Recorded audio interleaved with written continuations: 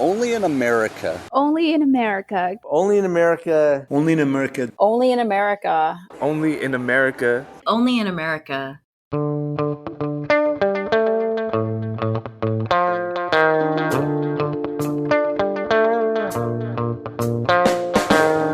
We're taking a look this week at what it's like to be voting for the first time in 2020.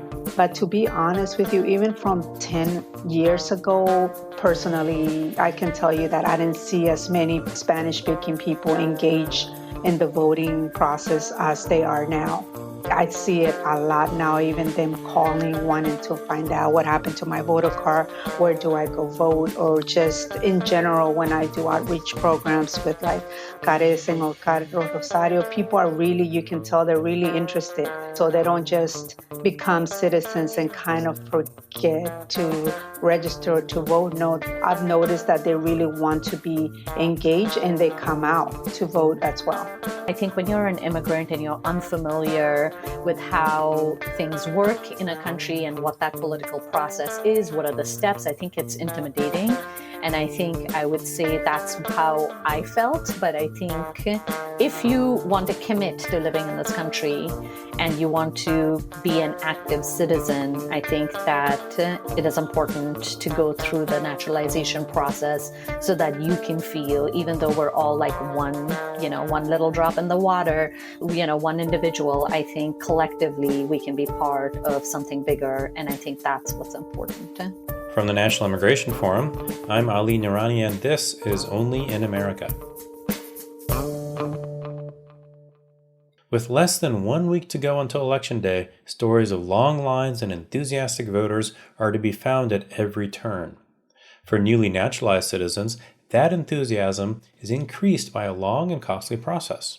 After years-long journeys to United States citizenship, immigrant voters across the nation say that finally, having a chance to cast a vote is an incredible privilege. It's a chance to have a say about who America wants to be as a nation and who will represent us. And the numbers of new American voters in 2020 are absolutely staggering.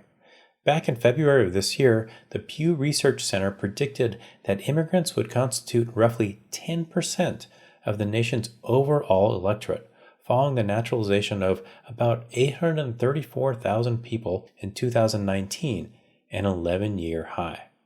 But we should also remember that because of the Trump administration's unprecedented steps to hinder naturalization, as many as 300,000 people will be unable to register to vote in time to participate in November's elections. As one of our guests today said, the process to becoming a citizen can be intimidating, even after many years as a tax-paying, contributing green card holder. She said, "It is just one of those things I would always question about acting on and whether I really needed it. Being an entrepreneur with a family, I just never had the time to devote to the process of becoming a citizen." Well, citizenship ensures that immigrants can fully contribute to our communities, and that includes being able to participate in the electoral process. Whether it is presidential election, state legislature, or city council, the civic participation of new American voters is absolutely critical to our nation's future. And all of us play a role in their participation. From advocate to citizen, from candidate to media, now more than ever, America's electorate needs to be fully informed and fully engaged.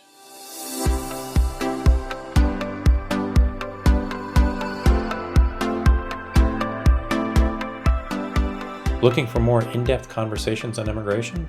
Well, join us November 16 to 19 for Leading the Way, the National Immigration Forum's annual convening. This year, we're bringing together influential voices for critical conversations about immigration and its role in our future. And this year, of course, we're going virtual, so you can join us from wherever you are. Registration is free and open to all, and whether you've got only time for one panel or every event, we'd love for you to be a part of the conversation. Visit leadingtheway.us to register.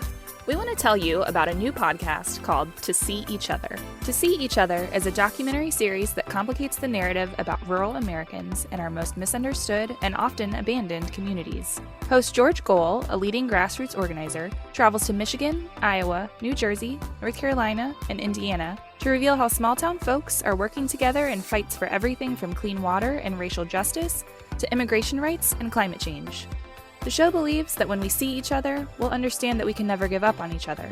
Subscribe to See Each Other wherever you're listening to this show. Support for the National Immigration Forum comes from the Carnegie Corporation of New York, supporting innovations in education, democratic engagement, and strengthening international peace and security. And from Humanity United. When humanity is united, we can bring a powerful force for human dignity.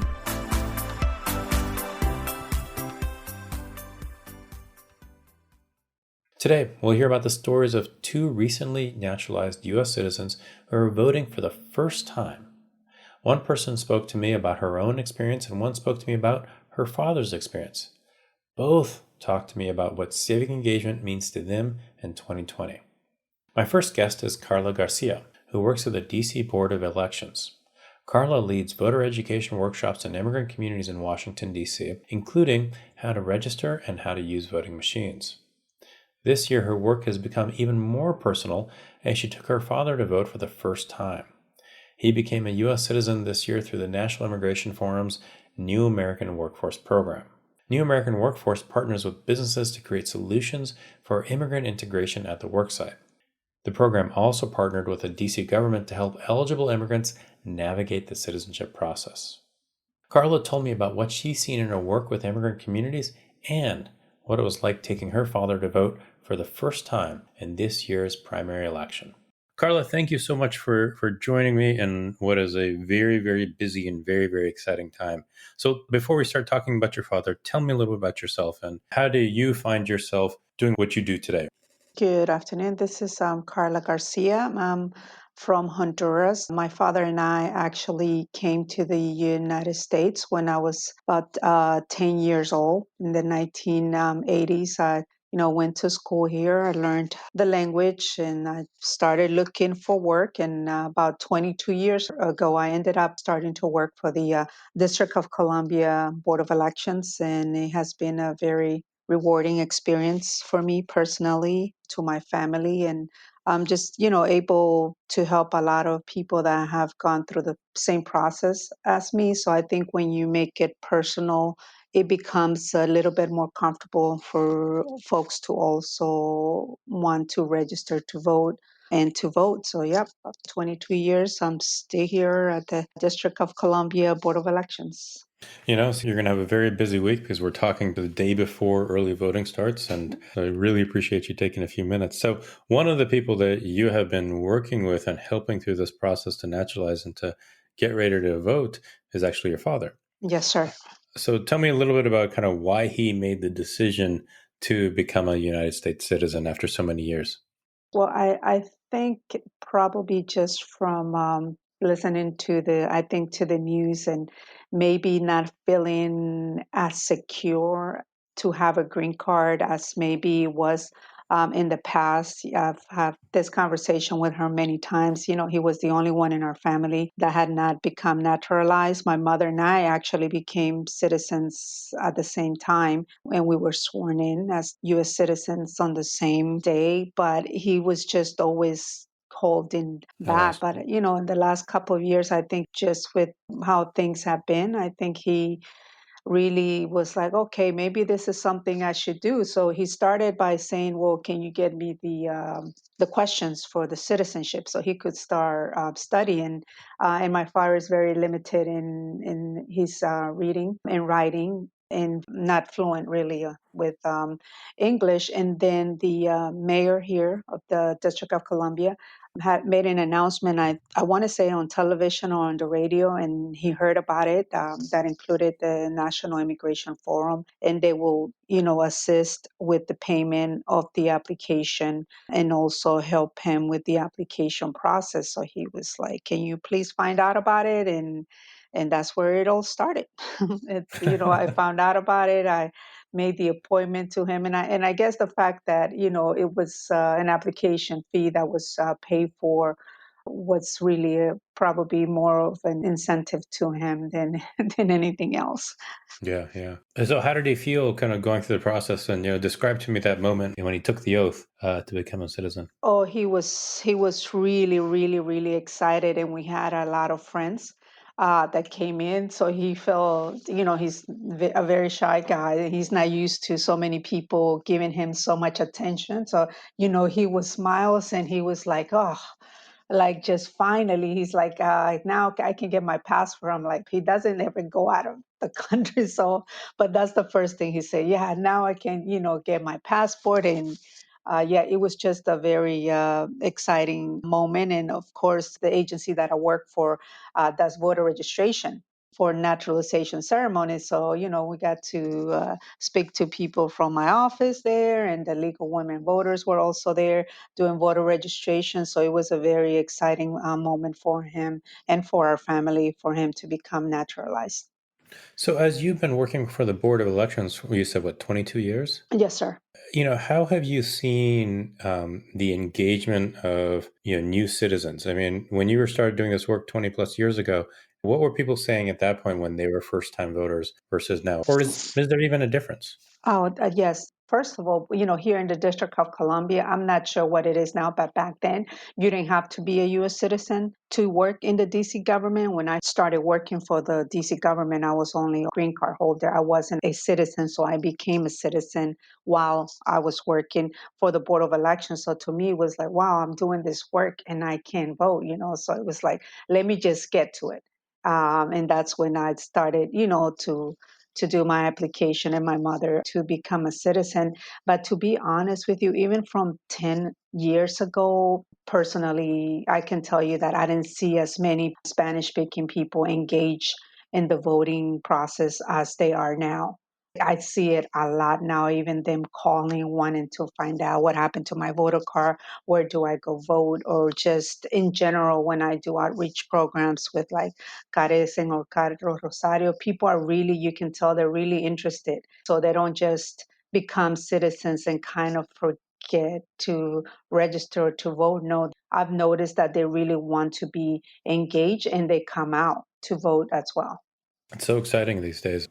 Yeah, so tell me about when your father went to vote in the primary. Don't tell me who he voted for now, but tell me kind of what that conversation was like. How did he prepare for that moment? So, because it was his first time, we could have done mail-in. We could requested an absentee mail for him, but I was like, okay, you know what? This is his first time voting. I was like, let me try to push him to go into a polling location with me since it's his first time, so he could get a real feel for it. So he really hesitated at first. He's like, "Do I really have to go?" I was like, "Yeah, yes, we need to go into the polling place. After that, we can have one mail to you." But yeah, he was really excited, and we did the touch screen. So I told him what I try to tell folks sometimes, especially like my father, when you have older folks that they feel intimidated by looking at this big touch screen. It's like, look at it like it's your cell phone. Like you have a touchscreen cell phone, just think of it in a bigger way. Wherever you see something or whoever you want to vote for, you just push that and go to the next page. So, we pulled up the ballot on the touchscreen and he started to vote. And I'm like, okay, go to the next page, go to the next page. And yep, he casted his ballot and then he gave everyone a 2 thumbs up and he was out the door. So it That's was, great. yeah, it was really exciting for him. And do you have family across the country or just here at the DMV? Mostly here in the DMV. And are you still in touch with people back in Honduras? Yes, sir. We actually was there last year, so I tried to go there and visit. And my mom goes every year to get away from the cold weather. So, It's a good move on our part. yes. And how do they feel about him becoming a citizen and taking this step? Oh, my mother, yeah, my mother was thrilled. My mother was really excited. She's like, finally, because she has been dragged. He's like, when are you going to do it? When are you going to do it? The funny thing is that he studied the questions for years. For Really? years, yes, he was just study. He had them like beside his table by his bed, and he had the cards, he had the printout, and he would just study.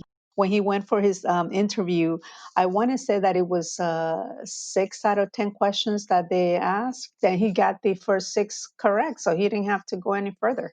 So it paid off for him to study for those years. That's great. There's a lot of attention to this particular election. And you have a very interesting perspective as a naturalized U.S. citizen, as a person who works for the Election Commission. What do we need to do as a community to keep people engaged so that they vote in next year's elections, the year after? So it becomes something that is truly part of, what people see as their responsibility. I think just to, try to keep people engaged. Well, here in the District of Columbia, we really have elections every 2 years because the mayor election will be in 2 years. And that's a very interesting point because a lot of times what I've seen when I have to assist Spanish-speaking individuals to vote, they're not very familiar. They're like, no, I don't know that name. I can't vote for them because I don't know them. Or they just vote for, the presidential contest on that ballot and not for the city council or the state board of education. It's like they don't get enough feedback maybe from the candidates or just not informed enough to really engage with other candidates that are on the ballot. Most times they'll just say, no, I only know this person and this individual, and that's all I'm going to vote for because they don't know anything else. So I think definitely engagement. I mean, and right now, like what you see is like everything and everybody, radio stations, like supermarkets, like all these companies are involved getting people to vote and just being very vocal about it. It's like if we could do this for every election, it would be great. Not just this one election, but moving forward, just try to keep individuals engaged and informed, just inform them and make it available for them to understand in their language also what's going on, because a lot of them are not fluent. Like my dad, he's not fluent in English, so he has to hear things in Spanish in order for them to make sense to him. So it's a two-way street. It's on the part of the candidates to keep the voters informed, but it's also a part of the voters to stay engaged. That's correct. I honestly believe that. Yes, sir. So the name of the podcast is Only in America. So my final question is just a request to finish the sentence. Only in America, ... Only in America can your dreams become a reality.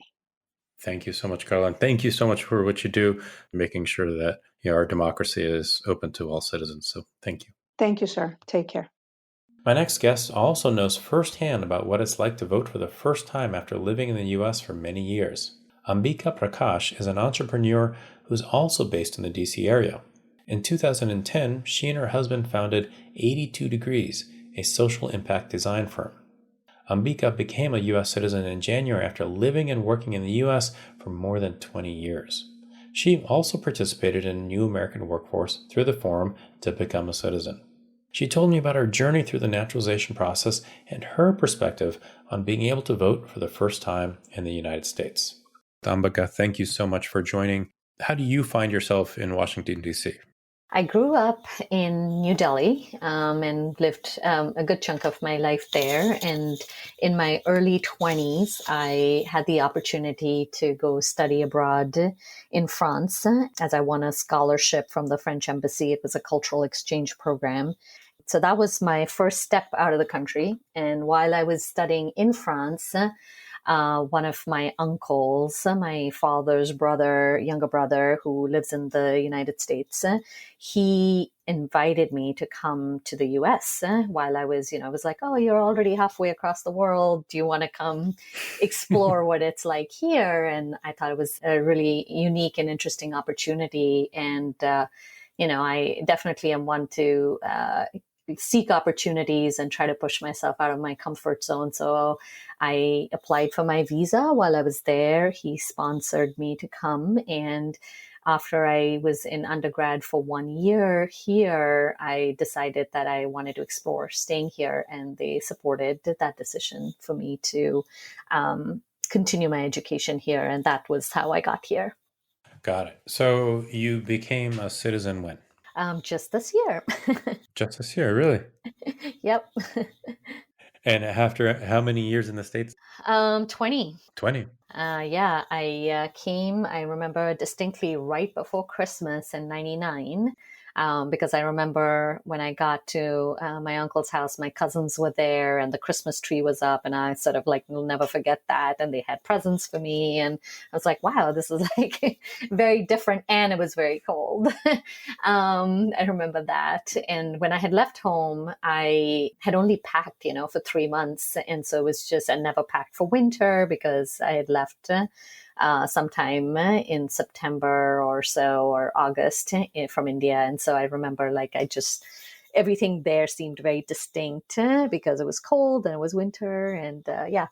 So why did you decide to move forward with the naturalization process? That's a good question.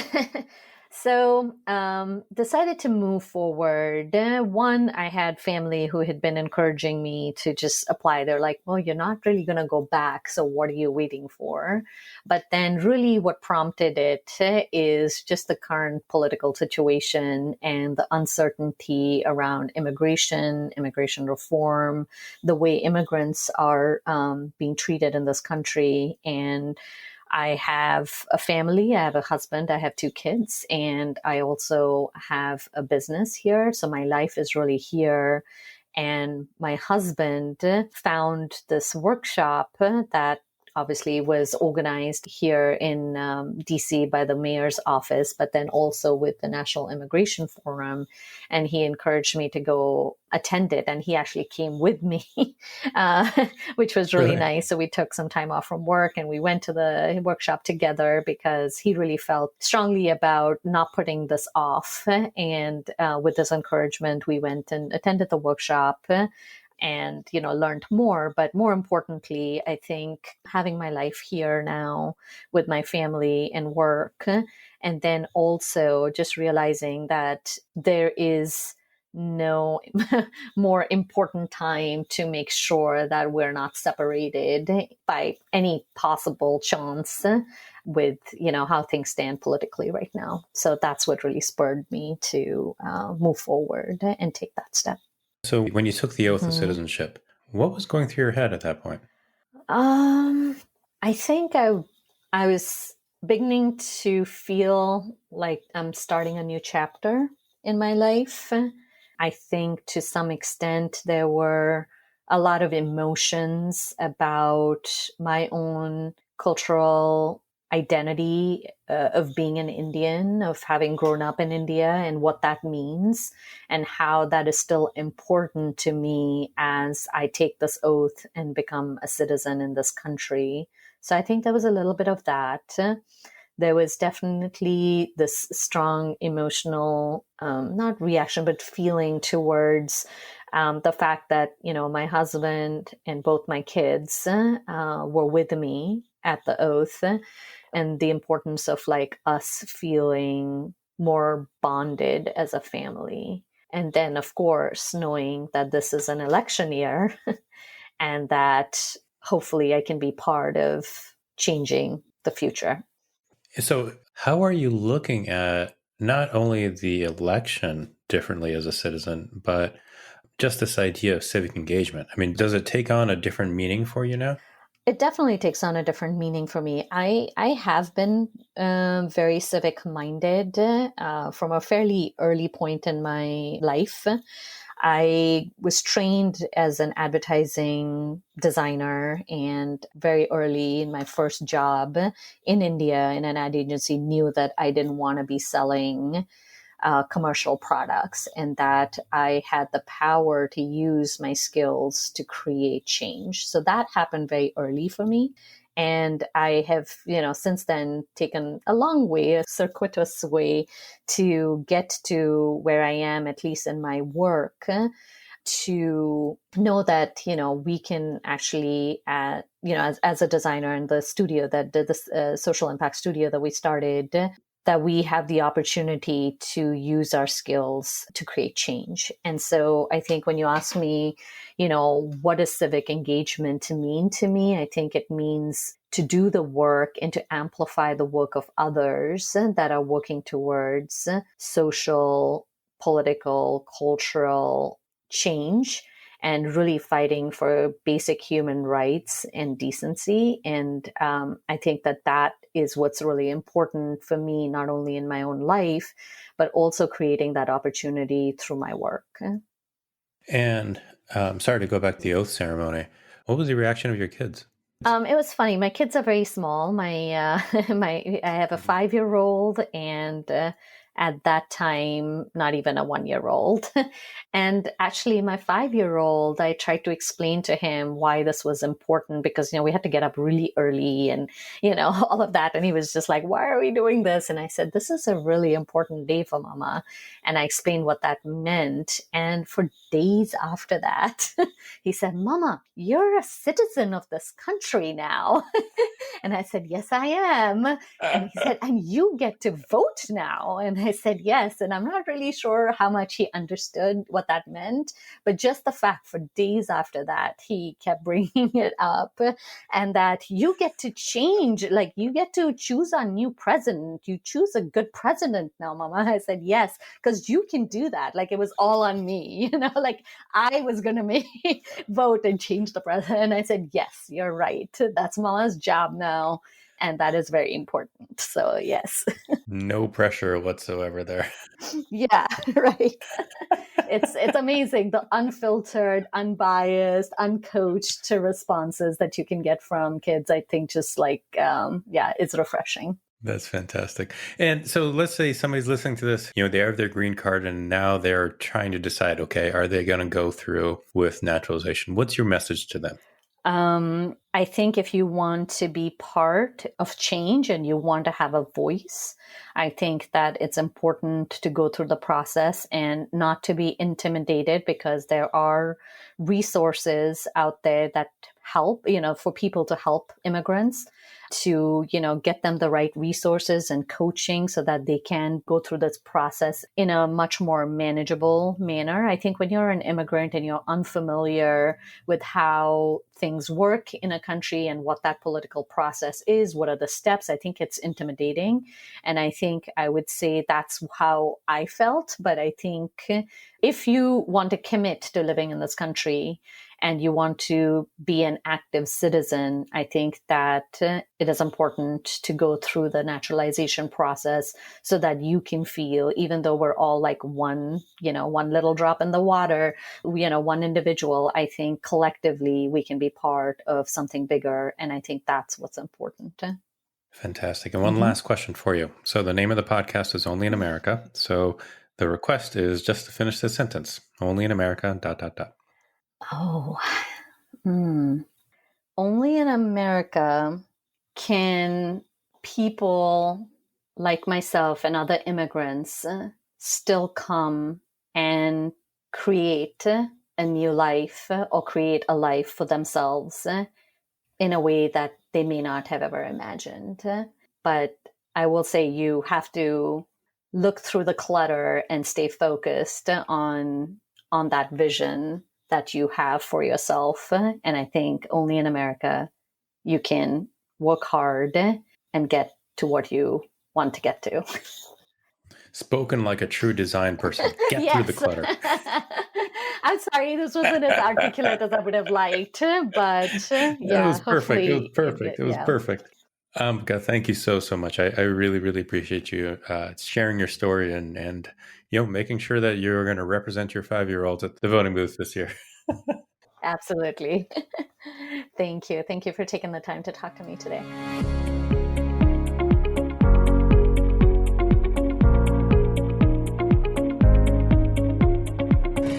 Ambika Prakash is the co-founder and principal of 82 Degrees.